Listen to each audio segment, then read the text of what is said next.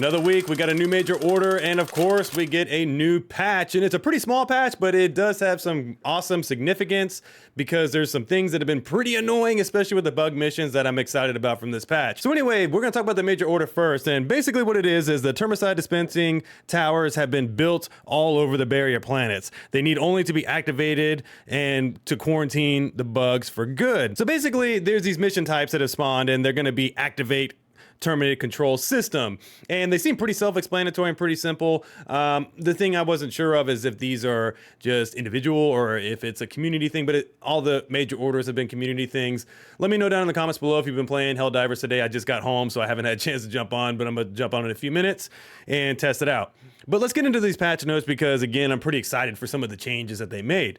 So starting from the top here, in the balancing changes, they more balanced towards enemies, which is nice. And the first line reads here that the amount of heavily armored targets that spawn in higher difficulties, especially for Terminids, have been a discussion point online as well as internally. The intent is for the groups to have to bring in some sort of anti-tank capabilities, but not to the degree previously needed. It goes on to say, to that end, we have reduced the spawn rate for Chargers and Titans on level 7 difficulties and up. In addition, we have reduced the risk of spawn spikes for Chargers and Bio Titans in general. This is an awesome change because I was just discussing this with my buddies I was playing with last night, is the fact that there's some times where we can have such an absurd amount of Titans and Chargers that we just can't deal with them because we just don't have enough anti-tank personnel to deal with it.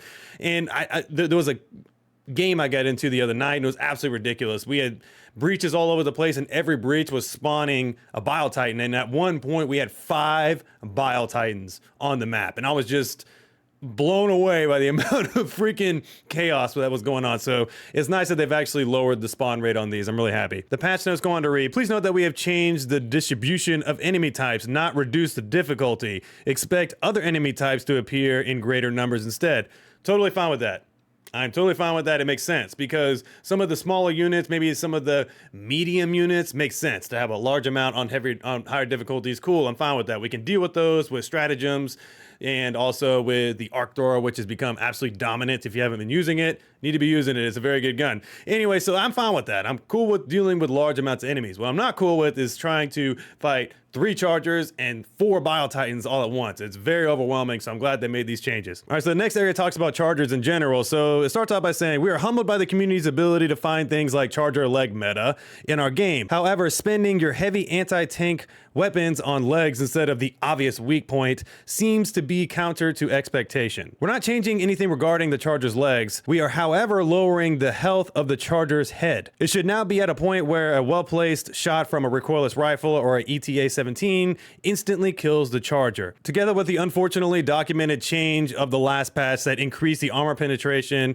ability of less well-placed ETA-17s as well as recoilless rifle shots, Chargers should now be easier to handle by well-equipped groups. Amazing. I think that that's actually pretty smart because it makes sense. I mean, if you're using a rocket launcher like a spear or the ETA and then the recoilless rifle, of course it should make sense that if you hit a weak point, it should at least almost kill it, if not kill it, because I would be fine with hitting the Charger and then hitting it with a couple shots is dead. Cool, because if you're expending that much artillery, you should be able to just destroy it because that's the point of the artillery, right? It didn't make sense that we were using rail guns to destroy leg armor and all the silliness. I mean, it was cool, and I'm not, I don't miss it, just put it that way, because there's been some other things that have come up that have been more fun to do.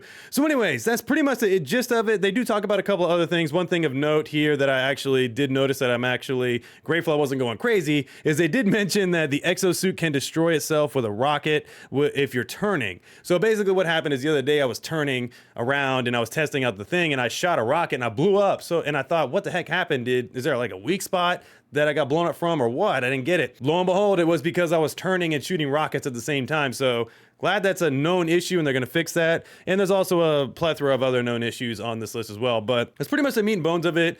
We're gonna be not bombarded with so many Chargers and Bile Titans. Chargers are gonna be easier to deal with anti-tank.